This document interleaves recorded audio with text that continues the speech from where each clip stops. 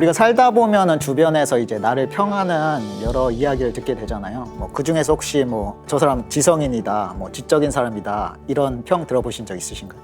누가 가장 지적으로 보일까요?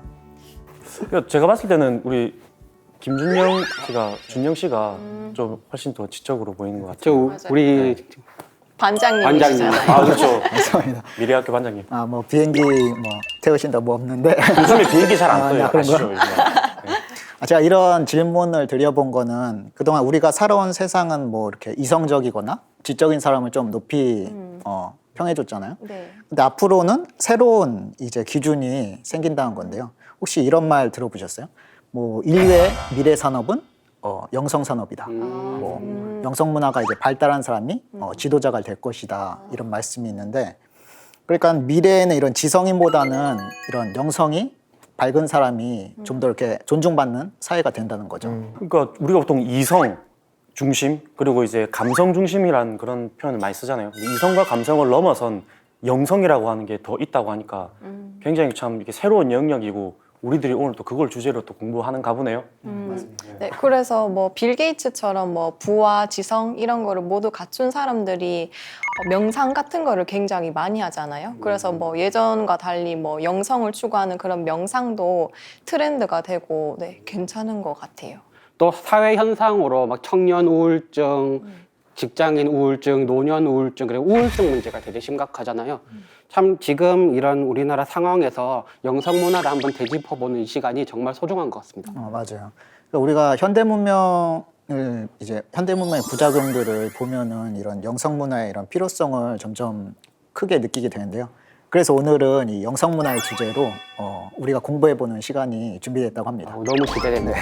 그래서 오늘 그 모셔볼 선생님은 이 평소에 영성 문화에 대한 깊은 관심을 가지고 공부를 많이 하신다고 하는데요. 한의학 박사님이십니다. 한의학이요? 네. 그래서 박사님 한번 바로 모셔볼까요? 예. 네. 박사님. 나와주세요.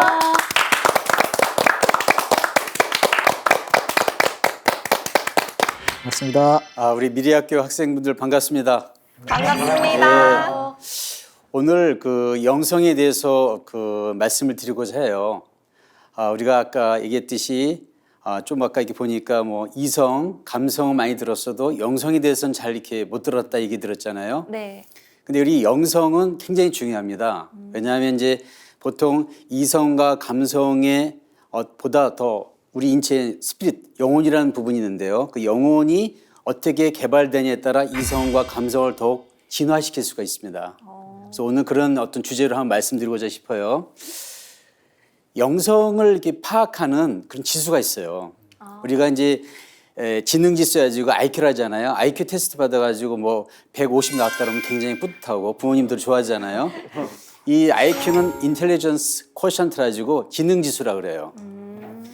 그리고 이 IQ는 1900년대 나와가지고 비네와 시몬이라고 하는 두 분이 IQ 테스트를 했습니다. 이렇게 그때부터 이제 문항을 이렇게 만들어서 그 문항을 얼마만큼 풀었냐에 따라 지능 지수를 파악을 하는데요. 그 지능 지수보다 더욱 중요한 영성 지수라는 게 있어요. 그러니까 스피리추얼 쿼션트 가지고 이 영성 지수가 높아져야 돼요. 그 외에 이제 실천 지수라 가지고 실천 지수가 높으면 실행을 잘한다 그럽니다. 영성 지수가 굉장히 중요해서 오늘 이제 우리 미래학교 학생분들은 이 영성 지수를 높일 수 있는 방법이 무언가, 또 영성이라는 게 무언가, 그 의미와 그런 여러 가지 그 부분에 대해서 공부를 했으면 합니다. 박사님, 그러면 IQ는 뭐 IQ 90이다, 뭐 아니면 아까처럼 150이다 이런 식으로 수치를 내릴 수가 있잖아요. 그렇죠, 그렇죠. 그런데 영성 지수는 그럼 수치로 나타낼 수가 있는 건가요? 그게 이제 지금 개발돼야 되는데 영성 지수 자체가 아직은 많은 이렇게 대중들에게 알려지지 않았고 그 영성이 어떻게 이제 수치화될 수 있고 또 개발될 수 있는 것도 지금 사실은 연구 분야라고 봐야 돼요. 근데 이제 그런 영성 지수는 좀 이따 얘기했지만 상대방하고 공감, 자연의 공감 능력을 테스트하는 그런 문항으로 만들어서 영성 지수를 테스트할 수 있다고 생각합니다. 그렇구나. 지금 이제 클라우드 슈밥이 이런 유명한 얘기를 했죠. 제4차 산업혁명. 네. 앞으로 이제 제4차 산업혁명이 일어난다 얘기했는데 클라우드 슈밥이 2016년에 이 얘기를 하고 나서 전 세계에 센세이션이 일어났어요. 3차 산업혁명까지는 알고 있는데 4차 산업혁명이 일어난다.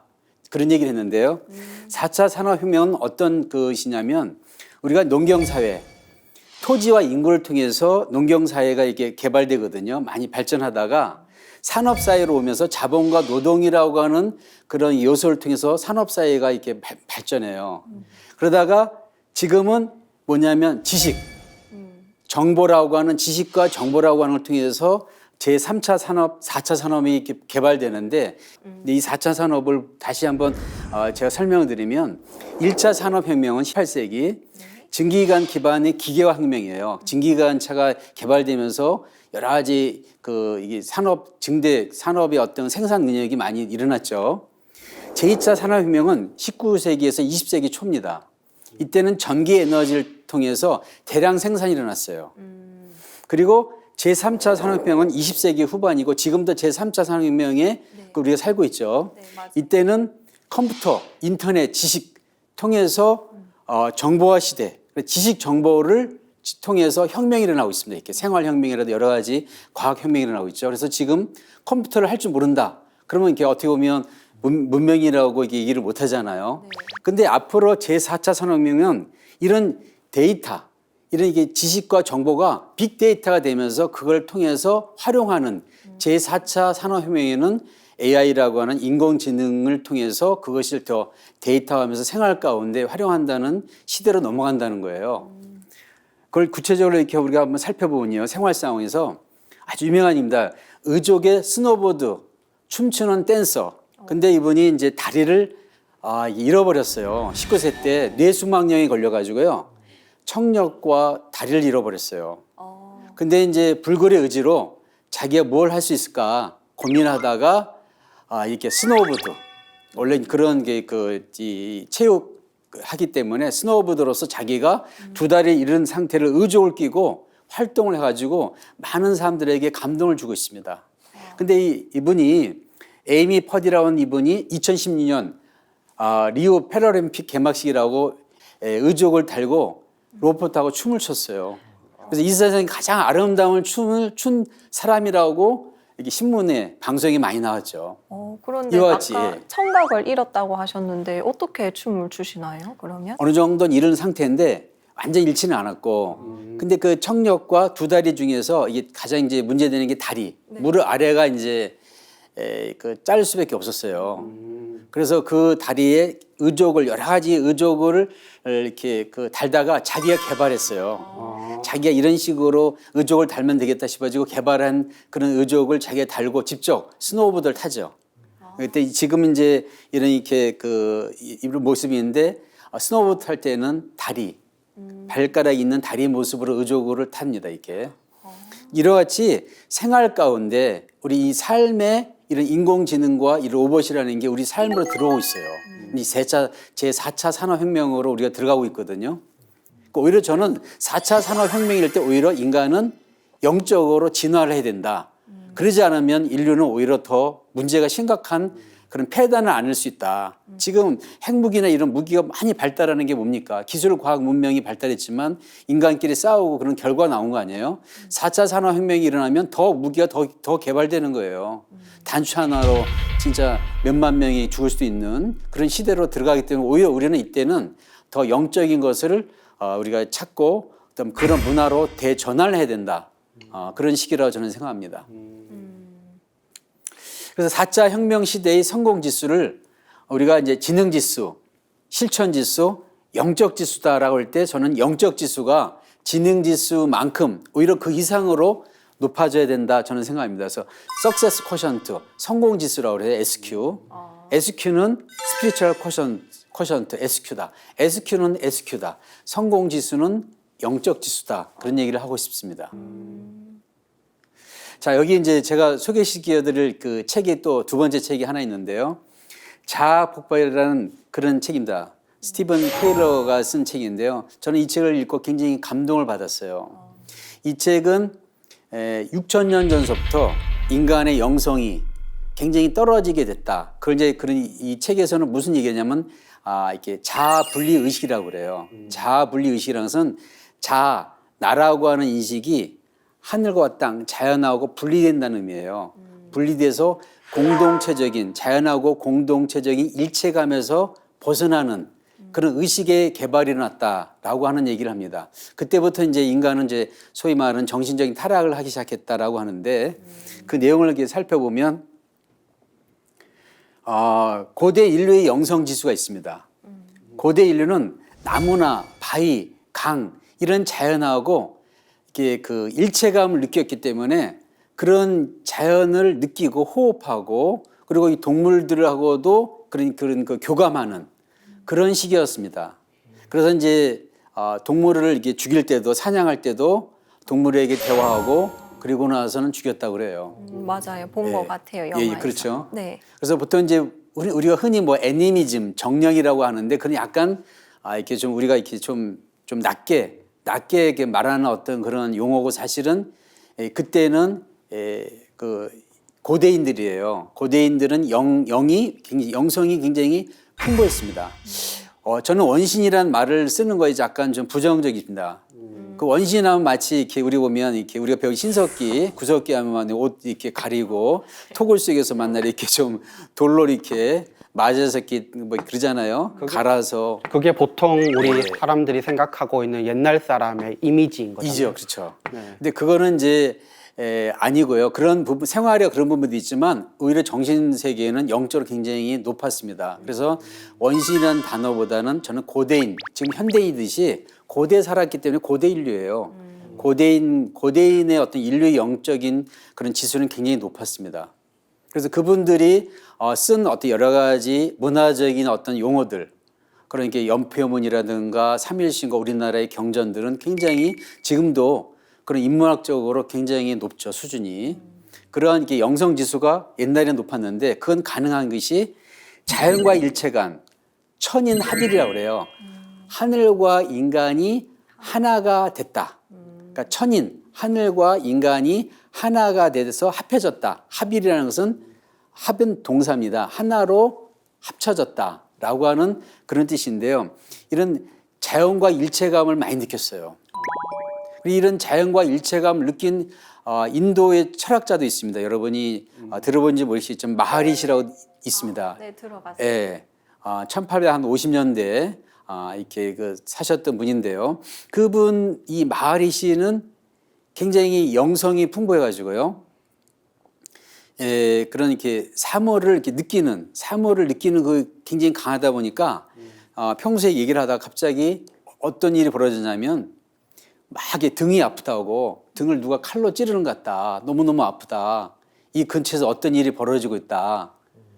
그래서 보니까 마하리시 근처에 어떤 사람이 식물을 가위로 이렇게 자르고 있었던 거예요. 식물을 가위로 자르고 있었는데 그걸 통증을 이분은 느끼는 거예요. 실제로. 그러니까 이분은 이 형이상학적인 그런 철학자뿐만 아니라 자연하고 일체가 되는 수행을 했기 때문에 자연의 어떤 에너지, 그 길을 자기가 직접 느끼고 몸으로 체험하는 그런 얘기를 해요. 살아있는 얘기를 하죠. 그래서 많은 사람들이 마하리시를 찾아가지고 이게 수행에 대해서 인간의 영에 대해서 영적인 데에서 많은 사람들이 묻죠. 신부도 가서 묻고 또 이제 수녀님도 가서 얘기 듣고 그랬습니다. 저도 그 책을 이제 마하리시 책을 읽고 굉장히 감동을 받았는데 자연과 일체에 생활했던 분이에요, 이분이. 현대 인류는 근데 자연으로부터 개인 그 자의식이 굉장히 높아서 자연으로부터 분리가 돼요. 그래서 분리의식이라고 합니다, 이렇게. 스티븐 테일러의 어떤 자학 폭발에는. 그래서 분리의식이 되면 장점이 하나 있어요. 지능이 높아지고 개인적인 어떤 개성이 발달해요. 그래서 자기가 생각한 대로 창의력, 만들고 싶은 물건을 만들거나 어떤 거를 이렇게 도구를 이렇게 만들거나 그림을 이렇게 예술적으로 하거나 하는 자기 독창적인 창의력은 굉장히 발달해요. 그러니까 그런 장점이 있기 때문에 6,000년 전에 그런 자아의식이 높아지면서 6,000년 전부터 급격하게 인류 문명이 이게 물질적인 문명이 발달합니다. 그러다 그게 1,000년, 2,000년 지나면서 점점 분리가 되면 어떻게 되냐면 이 분리의식이 뭐가 문제냐면 분리가 되면 다른 타인을 나로 생각하지 않기 때문에 다른 것을 막 어떻게 해요? 정복하거나 소유하거나 파괴하고 해도 별로 이게 어떤 뭐 슬프거나 공감을 못 느끼는 거예요. 그래서 이 분리의식이 심하면 어떻게 돼요? 자기 자신도 분리의식이 아주 자살하게 되죠. 자기 자신을 이렇게 분리시키는 거예요. 자기 자신을 내면이 분리가 되면서. 그래서 의학에서 그런 의식이 자꾸 분열되는 것을 정신분열증이라고 그래요. 의식이 분열되어지 여러 개의 인격체가 나타나죠. 그 분리의식이 극도로 나가는 거죠. 그래서 그거는 약으로 되게 어렵습니다. 이 뇌세포도 이렇게 상처를 받고 그러기 때문에 이 분리의식이 문제가 되는데요. 박사님, 사람이 태어나면 자연히 자아의식을 갖게 되는데 그 6,000년 전에 자아의식이 생겼다는 것은 어떤 의미인가요? 6,000년 전에 자아의식이 생겼다는 것은 자아의식이 없었다가 생긴 건 아니고요. 자아의식이 있었는데 이런 이게 자연의 공동체 또 이제 그 보통면 이게 집단 공동체 그 생활했잖아요.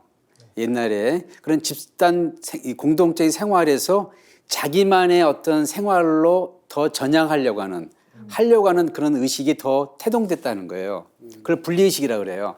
마치 이제 이렇게 애들이 성장하면 처음에는 부모님 따라다니다가 뭐 엄마가 백화점 가고 어디 가도 항상 따라다니다가 한 열 몇 살 되면 나 싫어 집에 있을래 그러면서 거부를 하거든요. 자기만의 뭔가 정체성을 갖고 자기 공간 자기 어떤 걸 생활을 즐기려고 하는 그 생각이 일어나요. 그걸 사춘기라 그러잖아요. 그거는 그러면 얘 사춘기 왔구나 하고는 엄마가 이렇게 데려가는 걸 좀 이제 좋은 시절 다 지났다 하고는 이렇게 어디요 놔두죠. 그럼 애는 뭐 친구하고 전화도 하고 게임도 하고 막 그러잖아요. 자기만의 시간을 더 즐기잖아요. 그런 공동체라고는 엄마하고 유대감에서 벗어나고자 하는 거예요. 그건 나쁜 게 아닙니다. 그건 자연적인 건데 그런 시기가 왔다는 거예요. 인류가. 이런 천지와 자연하고 하나가 되는 삶에서 뭔가 자기만의 어떤 내부적인 어떤 그런 거를 더 생각하고 사색하는 시기가 왔다는 거예요. 근데 그게 점점 더 심해지는 거예요. 그러다 나중에는 부모를 잃어버려. 그리고 그와 같이 바깥에 나가지고 집에 돌아오질 않아. 지금 인류가 그런 상태예요. 지금 인류가 하늘과 땅을 몰라. 땅을 그냥 정복의 대상이야. 부동산 사야 되고 뭐 땅을 사고 팔고 그래서 땅에 대한 소중함과 신성함을 잃어버렸어요. 그래서 영성이 굉장히 떨어진 겁니다. 그래서 문제죠. 그래서 자아 분리식이 시작한 것은 6,000년 전부터 시작된 거예요. 그러니까 점점점 심해진 거죠. 그러면서 이제 뭐 그런 기간이 오래됐으면 그걸 회복하기도 좀 쉽지 않을 것 같다는 생각이 회복하는 그런 여러 가지 좀 성자나 현인들이 나타나기 시작했죠. 약 3,000년 전부터. 그런 이게 회복할 수 있는 명상과 수행 그런 것도 이제 다시 나타나기 시작했어요. 이게 분리되는 것 자체는 자연스러운 일인데 이게 너무 기간이 오래됨으로써 생기는 기간이 오래되기도 하지만 그게 점점점 뿌리로부터 멀어져서 분리되면서 오히려 자연과 하늘과 땅을 잊어먹고 혼자 자기 자신이 어떤 그런 걸 하다 보면 왜 그 분리가 아주 심하면 어떤 생각이냐면 우주간에 나 혼자 있는 것 같아요. 그렇죠. 우리가 군중 속에 고독을 느낀다잖아요. 그러니까 분리의식이 너무 심하면 여러 사람 친구들 속에서도 고독감을 느끼는 거예요. 외로움을 자꾸 느끼는 거예요. 그 우울증이죠. 그러다 보니까 사람들 만나기 싫고 홀로 있게 되고 자폐증 같이 집에만 있고 그게 분리의식이 점점 심하면 그런 질환으로 나타나는 거죠. 그래서 이제 보면 여기 보시면 인류는 지능과 재능이 발달되었지만 심각한 결점을 갖기 시작해요. 그 시점부터. 그래서 6,000년 전부터 인류는 일종의 집단적 정신병을 알아왔다는 거예요. 이 책에서 그런 걸 이게 지적합니다. 그리고 동물의 세계에서도 사실 집단 내에서 집단 사육하고 집단 학살적 전쟁이 없었습니다. 늑대들끼리 종족끼리 뭐 100마리, 200마리가 서로 싸우고 막 전쟁하는 거 별로 없어요. 인간만이 그래요. 그리고 늑대들이 서로 동족을 살해하기 위해서 뭐 계획하고 뭐 이렇게 모의하고 그런 적이 없어요. 근데 우리 인간만은 다른 나라를 침략하기 위해서 미리 모의하고 계획하고 살인하기 위해서 자기가 이렇게 살인 계획을 하고 그러면서 전쟁을 일으키고 사람을 살인하잖아요. 사람 죽이는 것도 우발적이냐 계획을 하냐에 따라 죄가 엄청나게 다릅니다. 그것은 왜 그러니까 생명을 철저하게 소중히 여기는 그런 이 인간의 근본 그 바탕에서 나온 건데 인간만이 사람을 죽이기 위해서 계획하고 모의하고 기획을 해요. 이런 우리가 살고 있습니다. 이게 절대로 정상적인 사회가 아니죠. 그래서 현대인의 마음을 한번 우리가 이렇게 살펴보면요. 분리 자아의식이 있어가지고요. 이런 분리 자아의식이 있으면요. 부와 권력과 같은 어떤 이게 행복할 수 있다. 이걸 얻으면 행복할 수 있다 그러는 걸로 계속 그거를 갈구해요. 그러니까 내가 이 자연으로부터 하늘과 땅이 나의 부모인데 천지 부모거든요. 천부지모라고 그래요. 동양에서 하늘은 아버지요, 땅은 어머니고 가이아라 그러지 않습니까? 대지 여신. 거기서부터 내가 태어났는데 그런 분리의식이 강하게 되다 보니까 마치 부모를 잃어버린 고아와 같이 된 거예요. 집에 들어가지 못한. 그러니까 항상 방황하고 불안하고 하니까 그런 인류의 마음속에 어떤 게 싹 트냐면 이 어떤 자기 어떤 불안한 것을 이렇게 잠재울 수 있는 취미, 오락, 유흥, 게임 이런 게 굉장히 발달하게 돼요. 점점점. 그러니까 10대 애들이 스트레스 받으면 게임을 하게 돼 있어요. 네. 부모한테 이게 막 혼나잖아요. 집에 가서 방에 가서 자기 게임을 합니다. 그날 밤새도록 해요. 왜 그럴까요? 스트레스 받은 그 부분을 도피하는 거죠. 그 결국은 분리되는 거예요. 부모님으로부터 내가 이게 더 분리되는 거예요. 원망스럽고 또 이게 집안의 어떤 환경 자체가 원망스럽고. 그건 결국 분리의식이라는 것이 그만큼 인간의 마음에 그런 게 불안과 불행의 어떤 그런 원천적인 에너지를 자꾸 제공해요.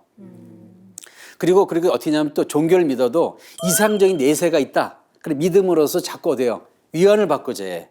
그렇죠. 그러니까 내가 분리의식이 된 이 근원적인 것을 회복하지 못하고 어떤 종교를 믿음으로써 내 마음을 편하고자 하는 그런 마음의 심리적인 위안감을 얻게 돼 있어요. 그래서 종교의 원래 본질은요, 영적으로 진화시키는 게 원래 종교의 본질이었습니다. 영성을 키우는 게. 근데 그게 본말이 전도가 돼가지고 그냥 신에 의지하고 신을 믿는 쪽으로 믿음이 좀 왜곡되죠, 사실은. 영이라는 건요, 우리가 이제 영성이 할 때 영이라는 게 뜻이 뭘까를 우리가 한번 살펴보면요. 영이라는 글자를 보면 비우자가 있어요. 그죠? 네. 그리고 네모난 게 몇 개 있습니까? 세 개 있죠. 그리고 밑에 또 뭐냐면 그걸 이게 무라고 그래요. 무는 하늘과 땅을 이어주는 제사장을 무라고 하는데요. 그래서 비우자 있는 것은 하늘에서 이렇게 비같이 내려오는 거예요. 영이라는 것은. 하늘과 내가 연결되어 있는 거예요. 비같이. 영이라는 것은. 그리고 네모가 세 개 있는 것은 뭐냐면 이게 우리 동양에서는 삼신이라 가지고 우주의 영성이, 우주의 신성이 셋으로 작용한다 그래요. 조화의 신성, 교화의 신성, 치화의 신성. 그래서 세 개를 그리고 그래서 우리가 제사 지낼 때 술잔을 몇 번 돌려요? 3번 돌립니다. 그리고 항상 그러잖아요. 3번. 야, 3번 해봐야 되지 않냐. 그러잖아요. 그러니까 3번이란 그게 3이라는 숫자가 굉장히 중요해요. 싹쓸이 막 죄송합니다. 그래서 3, 3번 하잖아요. 그리고 제사장. 그러니까 제사장이 삼신에게 천지를 지내고 그거에 응답해서 하늘에서 영이 비같이 내린다는 뜻이 바로 영이라는 글자에 진정한 의미가 있어요. 그래서 영은 내 내부에 있는 영혼을 얘기하는 것뿐만 아니라 사실은 하늘과 땅 연결된 에너지, 그 힘, 스피릿이 나하고 연결됐다는 의미로서의 영이에요. 와, 저런 깊은 뜻이 있었네. 와. 그래서 보면 그 영혼에 대해서 영성에 대해서 정명이라 가지고 이름을 정확하게 우리가 알아야 돼요. 정명. 이름을 바로잡는다. 정이라는 것은 바로잡는다는 동사. 즉 이름을 바로잡는다는 뜻이 정명이에요. 그래서 영혼은 영적인 혼이다. 또 다른 말로 얘기하면 혼의 영적인 면이에요. 그리고 영성은 영적인 본성. 또 이게 본성의 영적인 면. 그럼 영적인 면만 있느냐? 그러면 다른 면이 있습니까? 그 글자가 있으면 우리가 많이 들어봤죠. 이성이란 말 들어봤죠. 네. 그럼 이성 뭡니까? 본성의 무슨 면이겠어요? 이성 네, 이치적인 면. 이시적이요. 감성은 뭐예요? 감각적인 면. 그러니까 본성의 감정적인 면. 그죠? 그러니까 우리가 쓰고 있는 감성, 이성은 본성의 이런 이 감각적인, 감성적인 면, 또 이치적인 면, 영적인 면. 그래서 우리들이 본성은 이와 같이 이렇게 여럿으로 이렇게 이루어지면서 각성을 한다 그러잖아요. 깨칠 각자. 그런 본성을 깨닫는 거예요. 자기의 어떤 내면의 본성을. 지성, 이성, 각성이라는 말을 우리가 쓰고 있습니다. 그 박사님 근데 이렇게 영성이라고 계속 설명을 이렇게 해주시는데 예. 우리가 영성이라는 단어를 세상에서 많이 쓰긴 하잖아요. 그렇죠. 그런데 그럼에도 불구하고 이 영성이라는 단어가 좀 추상적이라고 해야 되나? 그렇죠. 네, 뜻이 딱 안 와닿진 맞아요, 않더라고요. 맞아요.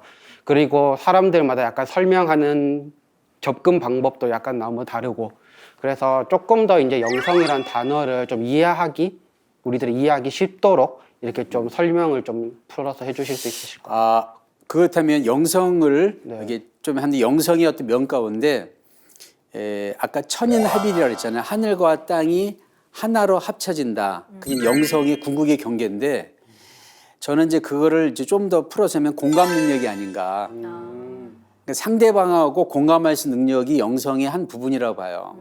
그래서 그 부분을 점점 더 넓히면 어때요? 자연하고의 공감이에요. 자연하고 같은 게 그 감을 느끼는 거예요. 그게 극대화시키면 어때요? 영적으로 연결됐다는 것을 마음으로 느끼는 거예요. 영성이라는 게 전 그렇게 이제 설명을 드리고 싶어요. 그렇게 하니까 잘 와닿네요. 자, 우리가 이게 판단곡이라는 책이 있습니다. 여기 책에 그 내용 가운데 어떤 내용이냐면 삼식과 삼원이라는 내용이 나와요. 그 환단곡이 내용 가운데 그 영지의 보면 영지의 삼식이 즉이 영각생 삼원이다. 그런 구절이 나옵니다. 영지의 삼식이 영과 지와 의 삼식이 세 가지 안다는 알식자죠. 세 가지 아는 것은 즉이란 것은 곧 이것은 그런 뜻이에요. 즉 위 되다 뭐가 되다 될리 그런 이루어질 리 그렇게 해가지고 된다 뭐가 되느냐 영각생 삼혼이 된다. 그래서 혼이 세 가지 있다는 거예요. 그러면 혼이 내가 혼이 뭐 세 개 있나 그게 아니라 혼의 세 가지 면. 그래서 혼의 영적인 면, 혼의 각혼 깨닫는 면, 혼의 생적인 면이 있습니다. 생혼이에요. 그래서 영식은 영적인 알문을 영식이라 제가 이제 좀 이렇게 좀 말씀드리고 싶고요. 지식은 지적인 암 우리가 알고죠. 그래서 지식을 많이 우리가 쌓았잖아요. 난리지라고 하는. 근데 영식은 우리가 쌓을 기회가 없었어요. 학교에서 영식을 공부한 적이 없잖아요. 영적인 자기 그런 영혼을 이렇게 좀 뭔가 좀 진화시키고 풍부하게 하는 그런 거는 들어본 적이 없죠. 오늘 이 자리가 그런 자리가 될 겁니다. 자, 의식은 뭐냐면 생각하게 하는 힘을 의식이라고 그래요. 그래서 영적인 암, 영식이 영혼을 이렇게 성장시켜요. 혼의 영적인 면을. 영식, 그러니까 영적인 지식, 영식이 없으면 영혼을 이해할 수가 없어요. 그러니까 기초 영적인 알미 있어야 돼. 그러니까 오늘 같이 영이 뭐구다.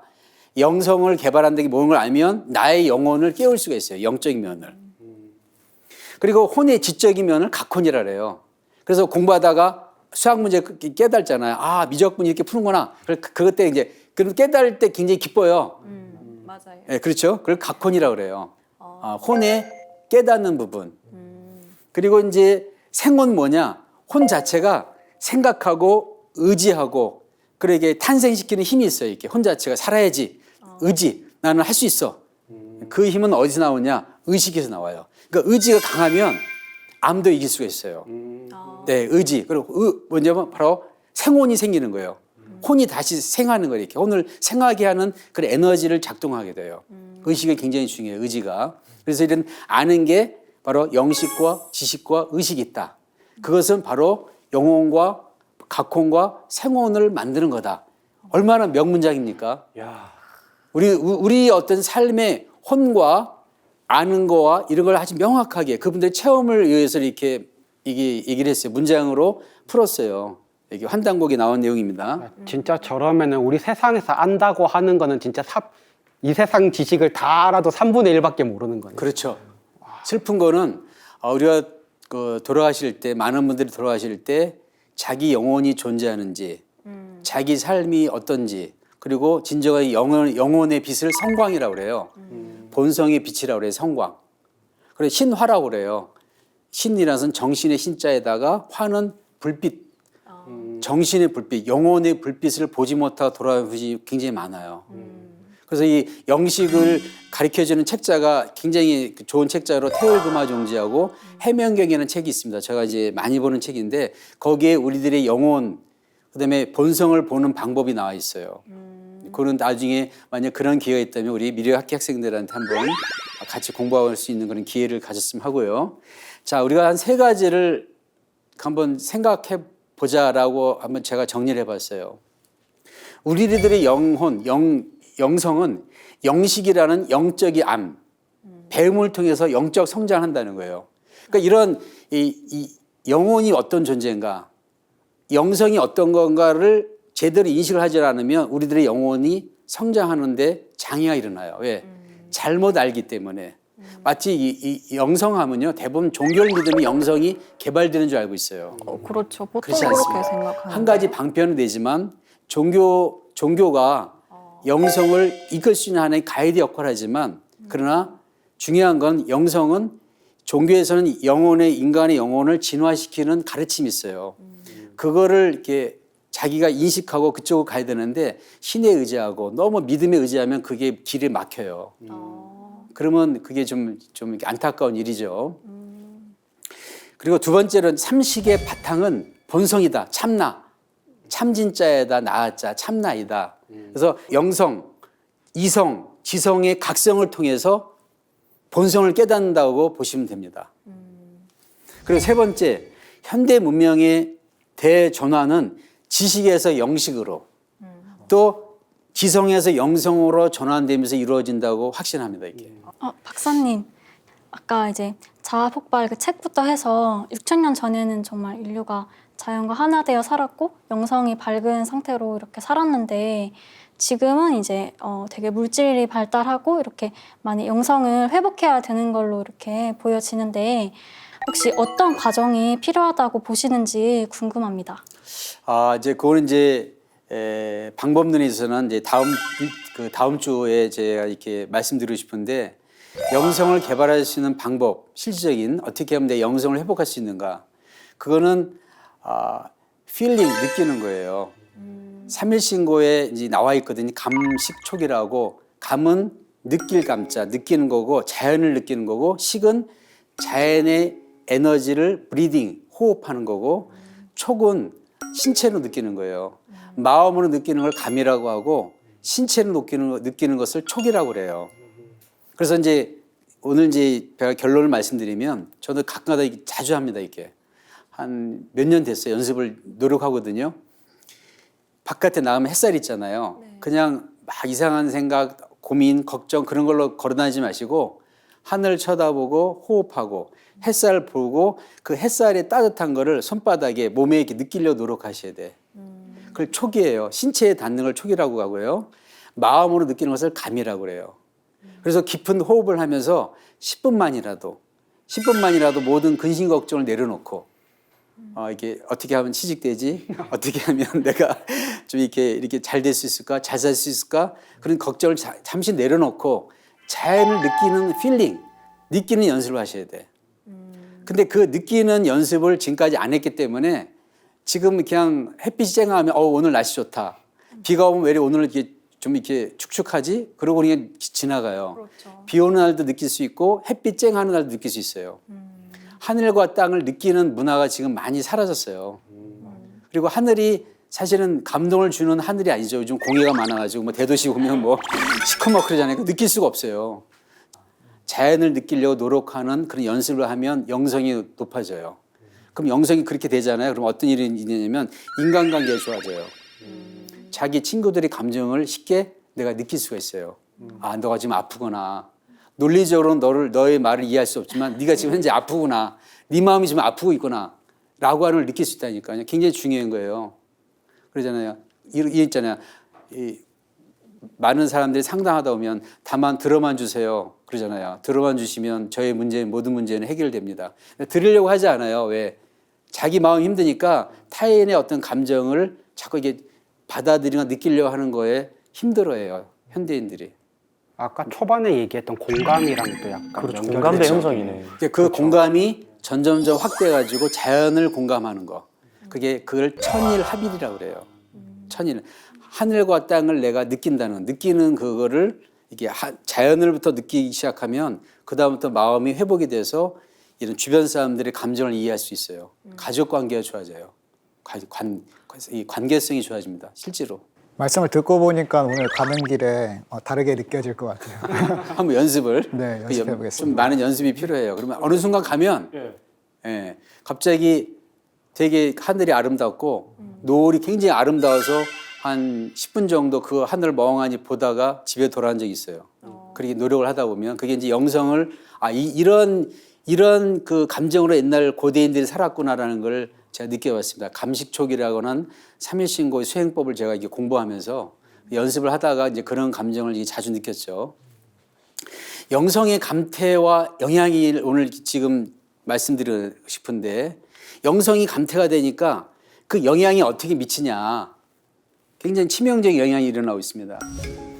이 영적 지수, 공감 능력, 이제 영적 지수 가운데 한 가지를 제가 현대적 용어로 얘기한다면 공감 능력이지만 영적 지수에는 공감 능력이 왜 여러 가지 있습니다. 자연하고 합일, 또 이게 자기 신성을 회복하는 거 여러 가지 있지만 공감 능력을 이렇게 그런 단어를 좀 쓰고 싶어서 이해하기 쉽게 해서 말씀드리면 그런 영적 지수 부족을 초래하면요. 가족 사이에 분리 의식이 생겨요.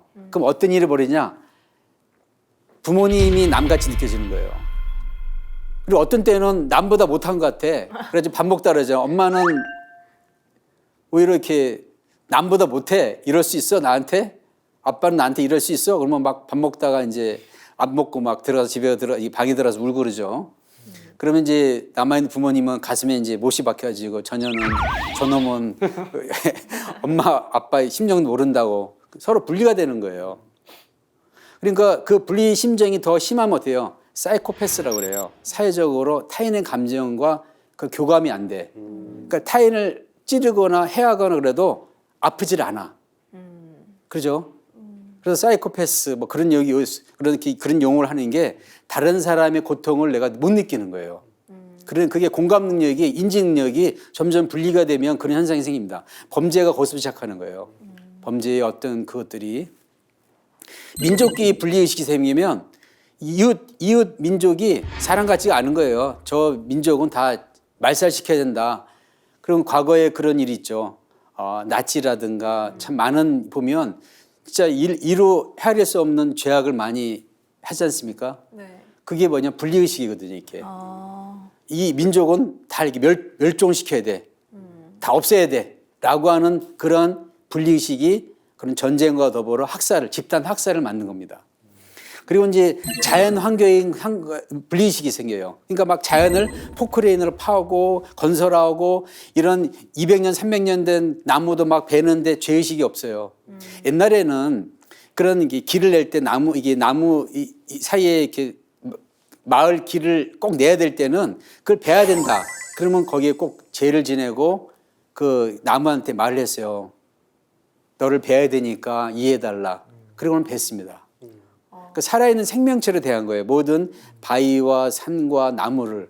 근데 지금 분리식이 있다 보니까 바위나 산과 나무는 다 내가 토벌해야 될, 내가 개발해야 될 하나의 부속품이야. 그걸 다 잘라서 땔감으로 아니면 가구로 만들어야 돼. 이게 너무 있다 보니까 자연화돼요. 정복의 대상, 소유의 대상이 돼버렸어요. 이렇게 된 지가 불과 이렇게 많지가 않습니다. 이게. 어떻게 보면 지금 일어나고 있는 전 지구적인 환경 재난이라고 다 이런 연장선에 있는 네, 거죠. 저런 연장선으로 네. 봐야 되겠네요. 만약 마을이시 같이 식물을 자르는데 내가 통증을 느낀다면 할 수 있겠어요? 못하죠. 못하는 거죠. 이런 자아 분리의식은 정신적 혼돈을 일으켜요. 그래서 자아 폭파의 결과 생긴 자의식, 천지와 하늘과 땅과 일체감이라고 그래요. 천지 일체감 상실. 그런 하나가 되는 그런 감이 상실이 되면 어떤 마음이냐? 두려움. 마치 고아가 왜 두렵겠어요? 부모로부터 케어를 못 받으니까 항상 불안하잖아요. 그러니까 고아들이 항상 정서적으로 안정되지 못하고 그러잖아요. 개도 유기견들이 얼마나 불안합니까? 막 벌벌 떨잖아요. 그러니까 이 인류도 하늘과 땅으로부터 분리된 이후부터 갖고 있는 그런 정서가 뭐냐? 두려움, 고독, 슬픔 이걸 항상 안고 있어요. 그거는 어린아이에서부터 어른까지 그런 심리적인 불안감을 안고 있는 거예요. 그러니까 그런 심리적인 불안감이 우리 신체적인 정신적인 에너지를 굉장히 고갈시켜요. 그런 분리의식이 강할수록 사람들은 자꾸 뭘 먹고자 해. 설탕도 먹고 초콜릿도 먹고 막 그렇게 분리의식이 심할수록 내가 고독하다, 외롭다, 슬프다, 연민의식이 빠질 때마다 더 먹게 돼 있습니다. 그러니까 다이어트의 비결의 성공은 음식 조절 이게 막 그게 아니라 심리적으로 자기의 내면의 연민, 슬픔, 고독 그런 감정을 이렇게 회복하는 거예요. 그러면 뭘 먹고자 하는 욕구가 금방 사라져.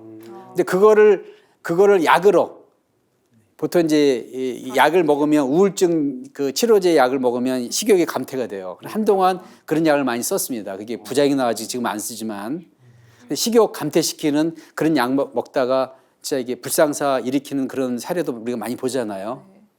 그런 이러한 이 신체적 에너지가 고갈되면 어떤 현상이 냐 외부 대상, 물질과 권력에 대한 끊임없는 욕구가 생겨요. 그러니까 갈증이 생기는 거죠, 막지.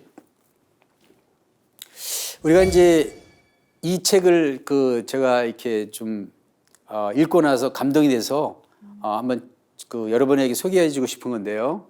뇌과학 전문학 박무로 박사가 그림은 있는 뇌과학의 모든 거린 책이 있습니다. 여기에 이제 자세하게 이제 우리들의 뇌에서 어떤 현상이 일어나는가를 얘기해 주는데요. 여기 보면 스트레스를 받잖아요. 스트레스 받으면 여기 보시면 스트레스를 받으면 단기 스트레스가 신경 펄스를 지나서 척수를 통해서 부신 수지로 들어가요. 그래서 이러한 카테콜아민이라는 에피네프린, 노르에피네프린 호르몬을 분비하게 해요. 그리고 장기화된 스트레스가 장기적으로 된 스트레스는 CRH를 통해서 그다음에 뇌하수체 전엽 코르티코프 세포를 자극해가지고 ACTH라고 하는 그런 호르몬을 분출시켜서 바로 미네랄 코르티코이드, 글루코 코르티코이드라고 하는 호르몬이 방출해요. 그러면서 이러한 방출된 호르몬 때문에 우리 인체는 혈압이 높아지고 단 걸 찾게 돼요.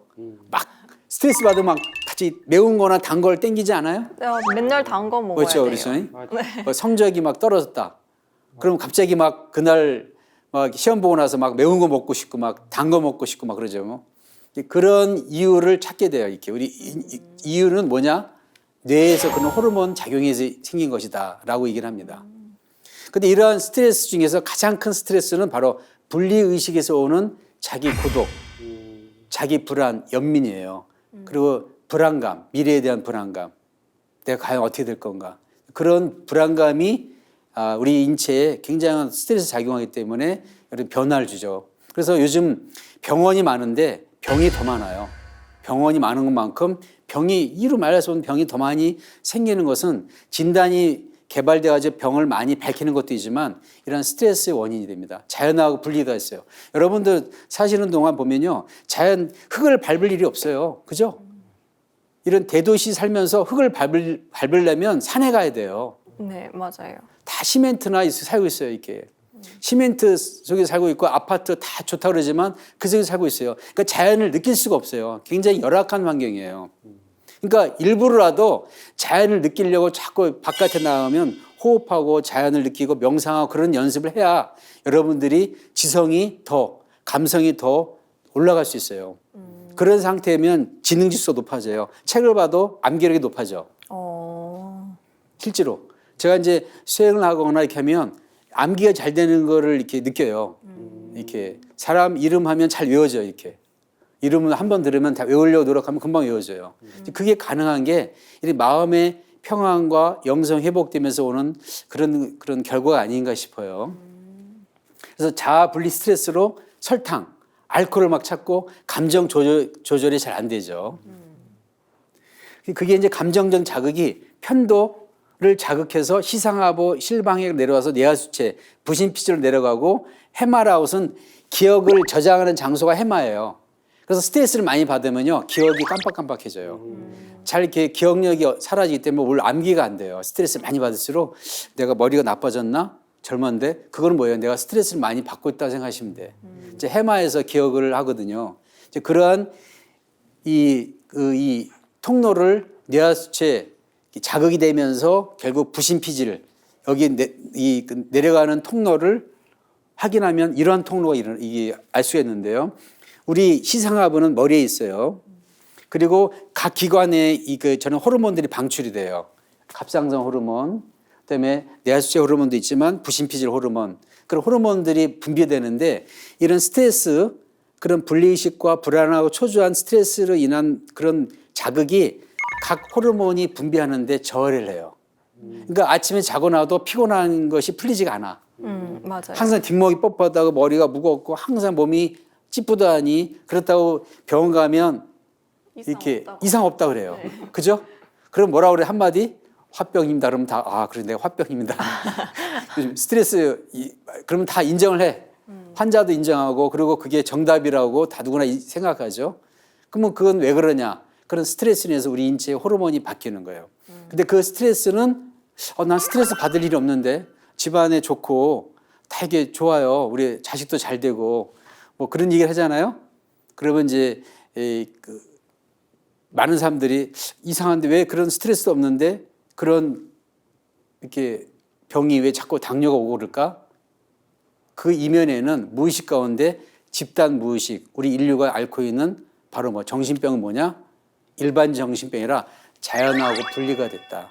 자연하고 떨어지면서 영성이 점점 감퇴가 된 그 스트레스가 굉장히 큰 거예요.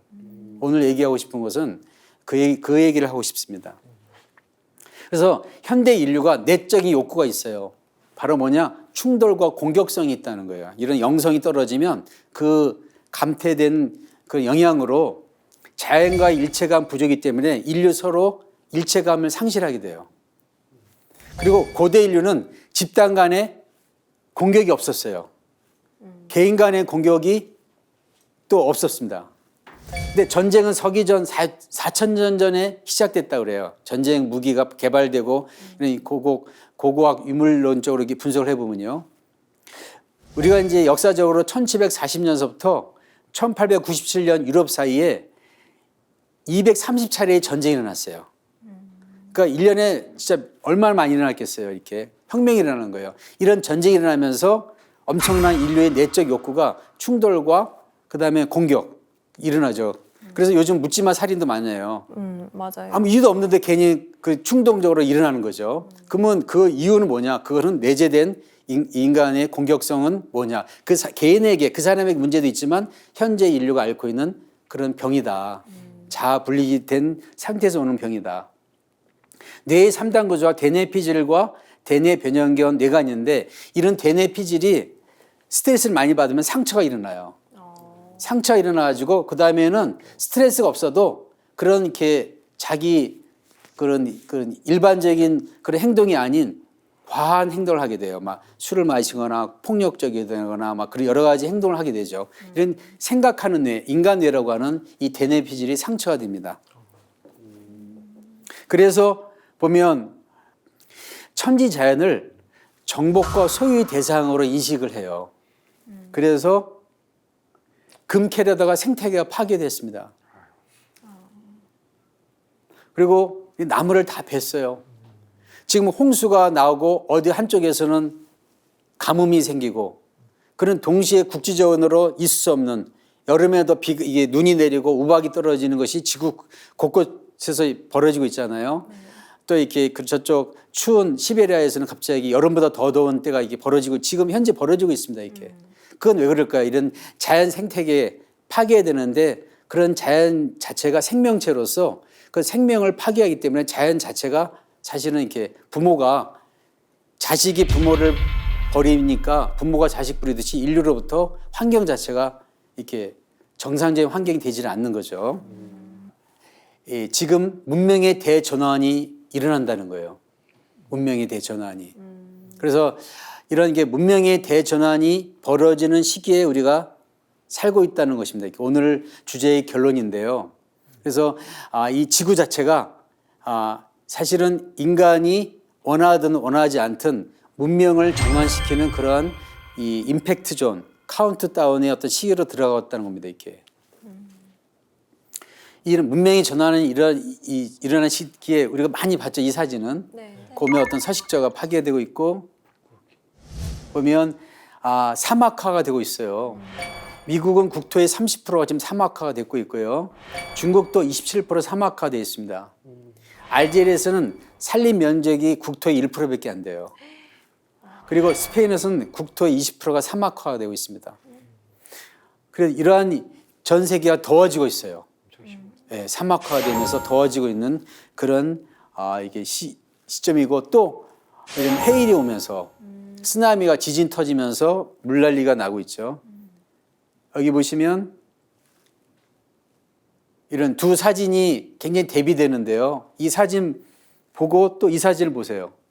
똑같죠. 그러니까 엄마가 부모가 새끼를 안고 아들을 안고 이렇게 딸을 안고 있는 그 모습은 동물이나 이렇게 우리 인간이나 똑같이 이렇게 생존의 위협을 지구가 파괴가 되고 있다는 그런 이렇게 시기에 와 있습니다. 북극곰도 이렇게 껴안고 있는 모습. 예. 박사님, 그 말씀 들으면서 이렇게 보니까는 더 이렇게 끔찍하게 느껴지는데, 그러면 이런 자연의 환경 파괴 문제가 뭐 물질 문명 때문이겠지만 보다 근본적으로 보면은 인류가 영성을 잃어버렸기 때문이라고도 볼 수 있을까요? 예, 그렇죠. 우리가 물질 문명을 발달시킬 때 영성을 동시에 영성 지수 높고 영성이 발달되면 자연을 파괴하지는 않는 쪽으로 물질 문명을 발달시킬 수 있어요. 그리고 공익적으로 모든 인류가 잘 사는 쪽으로 물질 문명을 그쪽으로 갈 수 있어요. 근데 영적으로 그게 감퇴가 되다 보니까 다른 부족과 민족을 정복하는 수단으로 물질 문명을 개발한 거예요. 그래서 전쟁 무기가 더 많이 개발됐고, 그리고 이런 과학이나 미명 아래 자연 파괴가 더 일어났습니다. 그러니까 물질 문명과 과학 문명은 도구 문화예요. 도구 문명이에요. 그 도구 문명과 물질 문명을 가치로 화시키는 것은 인간의 의식과 영성이에요. 그죠? 그렇죠. 그러니까 지성이 아무리 높아도 인간의 영성이 떨어지면 이게 그렇게 파괴하는, 소유하고자 하는 욕구로서 자연이 파괴되고 국가끼리 이게 전쟁이라는 이런 이게 현실을 이렇게 마주하죠. 그래서 저는 4차 산업혁명, 앞으로 기계문명, 물질문명이 더 발달할수록 우리들의 영성은 더 진화해야 된다. 그렇지 않으면 사실은 이렇게 더 무서운 무기, 더 무서운 인간을 파괴할 수 있는 그런 기계문명, 물질문명을 만들어낼 수 있다고 저는 이렇게 생각이 듭니다. 그래서 오늘 여러분들에게 말씀드리고 싶어서는 앞으로 영성 문화로 바뀔 것이고 지구가 그렇게 만들 거예요. 안 그러면 지구 자체도 살아있는 여신으로서 환경이 파괴되기 때문에 한계가 있거든요. 그렇게 그런 대문명의 전환기에 있다라고 하는 겁니다. 여기 보시면 이제 지금 전 인류는 운명 공동체로서 개벽의 파도, 얼티메이트 빅 원이라고 하는 파도를 함께 타고 있다고 모이라 팀스가 얘기를 했습니다. 개벽의 파도 타기는 우주에 어쩔 수 없이 일어나는 진화의 어떤 연장선에서 일어나는 주기적인 사건이라는 거예요. 그래서 이 예언과 예측을 넘어서 얘기한 그 모이라 팀스는 임팩트 존, 대정화의 시기다. 지금 시기는 대정화의 시기는 뭐냐? 지구가 대정화하는, 자기가 살기 위해서, 생존하기 위해서 이 인류 문명이 지구와 같이 상생하지 않으면 이렇게 그 인종 자체가 사실은 이렇게 사라질 수밖에 없는 그런 문명의 전환에 오는 거예요. 그러니까 선택을 해야 돼, 인간이 지구와 같이 공존할 것인가, 지구를 신성한 존재로서 받아들이면서 어머니로서 지구의 대지 여신을 어머니로서 받아들이는 문명으로 전환할 것인가, 아니면 지구의 기후와 이상기후와 모든 자연재해에 의해서 문명이 파괴될 것인가, 그 기로에 있습니다. 선택해야 돼, 인류는 선택해야 돼요. 오늘 이제 이 얘기를 하면서 제가 마치고자 하는 것은 다음 주에는 그러면 영성을 개발할 수 있는 방법은 무엇인가, 구체적인 방법을 말씀드리고, 지금까지 말씀드린 내용의 핵심은 지금 영성이 급격하게 떨어짐으로써 자연과 인간 이것이 서로 분리되어 있다. 그러면서 자연을 정복과 개발의 대상으로 생각하기 때문에 많은 자연계 생태계가 파괴가 되고 있습니다. 이렇게 안타까운 거죠. 그런 때 우리는 영성을 전환하고 영성 지수를 회복해야 되는 대문명의 전환에 있다라고 하는 것을 말씀드리고 마칠까 합니다. 수고들 하셨습니다.